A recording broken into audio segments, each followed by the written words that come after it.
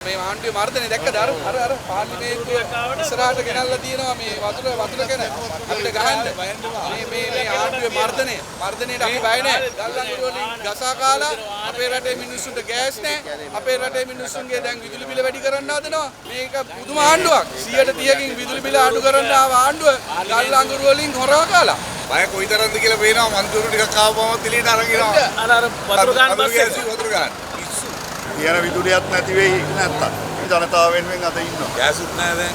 ලොකු අර්බුදයක් එනවා. විදුලි අර්බුදයක් අනිවාර්යයෙන්ම එනවා මේ කරන නාටකෙ. අම්ම කරන්නේ නැහැ වැඩිම අම්ම කරන්නේ දැන් ගල්ලංගුරු ආණ්ඩුව. අද දැන් ලංකාවේ තියෙන ලොකුම හොරකම තමයි මේ ගල්ලංගුරු හොරකම. දැන් ගල්ලංගුරු හොරකමට මොනවද ආණ්ඩුව කියන්නේ කියලා තමයි අපි අහන්නේ. පොලිසිය දෙනවා බන්ධනාගාරෙට. ඔක්කොම අපි දාගෙන යන්න හදන්නේ. අපි බය නෑ. මල්ලේ තව ගන්න හොඳට. කවුද?